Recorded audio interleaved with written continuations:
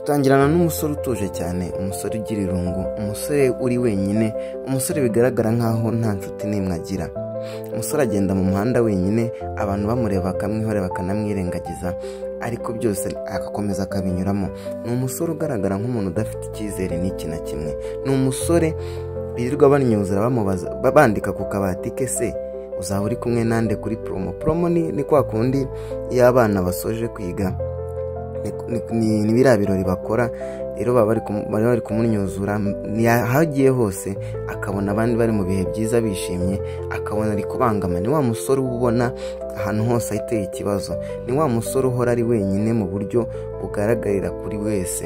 Ni wa musore utifitiye icyizere n'iki na kimwe. Ari kugenda mu nzira rero yahuye n'umukobwa, aramusuhuza, umukobwa aramwirengagiza.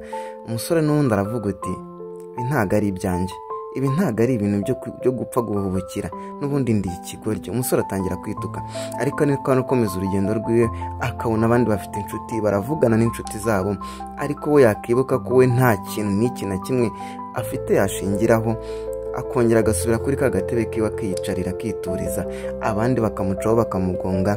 Niko uwo musore akomeje kugenda asunikiriza ubuzima, ariko yitahira, ategereza akantu k'akabisi, ariko n'ubundi nta nshuti ntaki. Ni wa musore ugaragara nk'aho ari wenyine mu buzima bwe. Ni wa musore utarigeze yigirira icyizere n'iki na kimwe. Ni wa musore utibaza ukuntu uyu munsi cyangwa ejo bizagenda. Ageze mu rugo ahamagara mama we, ahamagara papa we, yumva nta n'umwe umwitayeho, ahita kwikomereza mu cyumba cyiwe. Umusore mu gukomereza mu cyumba cyiwe, n'undi asanga bagikomeza bamunyuzura, ari ba bantu bakomeza bamwereka ibintu bibi. Ku munsi ukeye rero niho yagiye kwiyicarira kuri ka gatebe ke yakunze kwicaraho. Ku munsi wa mbere mu buzima bwe abona haraje hicaye umuntu, aramwitegereza, aramusuhuza, aramubwira uti bimeze bite. Umukobwa arabona aramwihoreye, umuhungu agerageza kumuvugisha, ariko umukobwa aramwirengagiza. Atangira kwituka, aravuga uti mana yanjye, n'ubundi ndi ikigoryi, ntago nagakwiye gukora bino bintu. Umukobwa yitegereje abona umuntu uri kunyeganyeza iminwa ku ruhande rwiwe, agerageje kumuvugisha, ariko umukobwa amubwira ko atabasha kumva, atabasha no kuvuga. Umusore aratangara cyane, aravuga uti mana yanjye, ibi ni ibiki? Arongera arituka, aravuga ngo mana, ibi ni ibiki koko uhora unkorera buri munsi? Umukobwa aramubwira, ahita amwandikira ku gapapuro, aramubwira ngo nta kibazo, bimeze neza, wamvugisha. Umuhungu nawe yitegereje ku gapapuro, amubwira ko bamwita Emery. Umuhungu nawe ahita amubwira ko bamwita Brandon. Umukobwa batangira kwishima, batangira kugenda baba utuntu tw'udushuti ukuntu, batangira kugenda bamenyana gake gake, umunsi ku munsi, ari nako biga, ariko bateretana gake gake.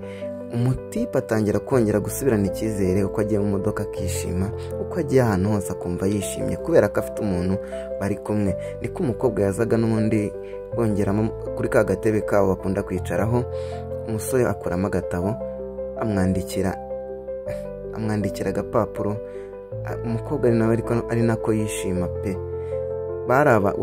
Yari umuntu ubona atangira kugarura ikintu bita icyizere mu buzima bwe, atangira kumva ari we ukunzwe mu ishuri, akumva afite ibyishimo, akumva ari we ubayeho neza na ya nshuti ye nshyashya. Mu gihe baba bari kumwe rero, umukobwa akishushanyiriza abantu, kumbe uwo muhungu ntago yari azi gushushanya, ari nako bagenda bishimamo gakeya. Umuhungu ntago yari azi gushushanya, byari ibintu bitari ibye rwose. Umukobwa ariko akanga kumuca intege, akamubwira ko bizaza. Umuhungu nawe akamubwira ko n'ubundi basa n'uriya rwose uhagaze ku ipoto. Umunsi ku munsi niko bagendaga bamenyerana. Umuhungu yatangiye kwishima, utangira kubona ko ari umuntu watangiye kugaruka mu buzima. Kuri ka gatebe kabo rero bicaye bari kuganira, umuhungu yarijijishije, arayura, arinanura. Kumbe yashakaga kuderanja umukobwa kugira ngo amujijishe, amwereke ko ahari nawe bari kumwe. Umukobwa nawe amubwira ko nta kibazo, bariganirira. Gusa muri iyo minsi nimba hari umuntu wari ubayeho neza, n'uwo mukobwa n'uwo muhungu. Ubanza urukundo ruryoha, ariko urukundo rushobora kuba ari rwiza mu buzima. Nicyo kintu cya mbere ngenderwaho. Umuhungu aramubaza ngo ese wigeze ugerageza kuvugaho na gatoya? Umukobwa aramubwira ngo oya, ntago nigeze mbigerageza. Umuhungu aramubaza ngo nise nukubera iki? Umukobwa amubwira ko atumva ndetse atanavuga. Umuhungu ahita amubwira uti abantu baraguseka, ariko uba ugomba kugerageza ntugomba gucika intege. Namwe bantu mukomeze mwige ikintu bita kudacika intege mu buzima. Buriya gucika intege ni ikintu cya mbere kigusubiza hasi mu buzima bwawe. Umukobwa akomeza kumubwira ko atashobora no kugerageza ibyo bintu kwirirwa batazamuseka. Uwo munsi umuhungu yatashye ababaye, arongera amanika bya byapa byo kwiheba n'ubundi mu buzima busanzwe, arabimanika. Agarutse ku ishuri kumba asanga umukunzi we hari undi muntu uri kumutereta, hari undi muntu uri kumwiyegereza, hari undi muntu ushaka kumutwarira umwanya, hari undi muntu ushaka kujya mu mwanya yari arimo.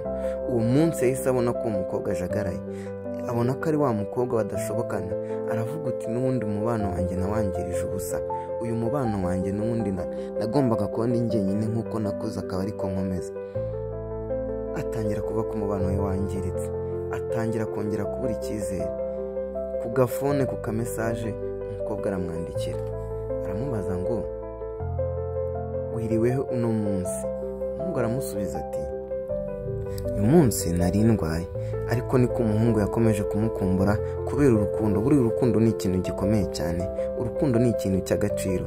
Kumbe n'umukobwa Emily yaramuhamagaraga, umuhungu akanga kumwitaba. Yumvaga yagambaniwe, yumvaga ari wa muntu wababajwe n'ubuzima cye cyangwa n'icyo ari cyo cyose.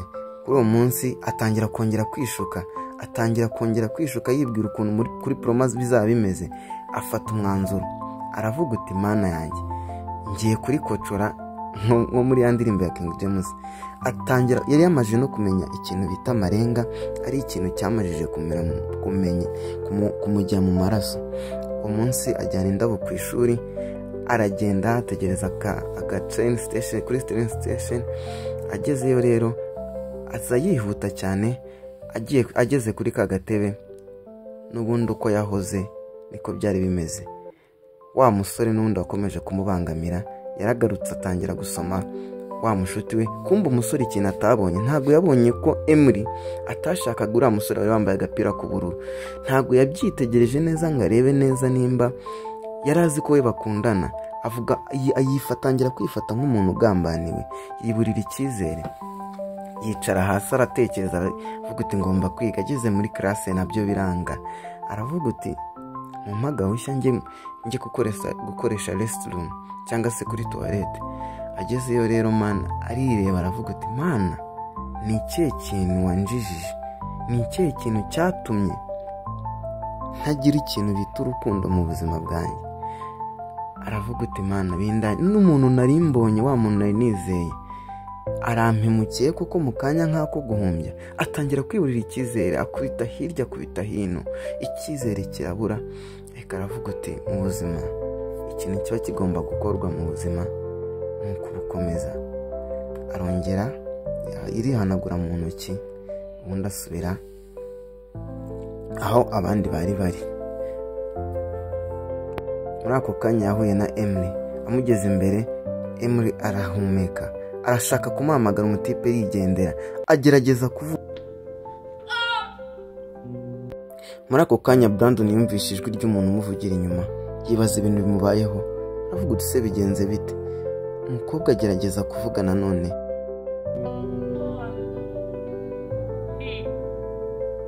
mubwira ibintu byabaye. Umusore aribaza ati se ibi ni koko ni ibyanyabyo? Umukobwa ari kugerageza kuvuga. Arangije umusore aratungurwa cyane, araseka, yumva arishimye. N'umukobwa arishima. Kumbe n'umutipe yahise amwereka ko yamajije kumenya ikintu bita amarenga. Umukobwa biramubabaza, biramutangaza, yumva ari ibintu biteye agahinda pe. Kumbe bose bari bagerageje kwiga buri umwe. Ese nawe ujya ugerageza kwiga mu rukundo umukunzi wawe? Ese nawe ujya ugerageza kwiga buri kimwe kiri ku mukunzi wawe? Ese nawe wakundana n'umuntu ufite ubumuga ntibigire ikibazo bigutera? Barakomeza barishima. Umuhungu akomeza kumwereka utuntu yari yamenye, n'umukobwa nawe arongera amwereka ko amukimukunda. Barahoberana, barishima.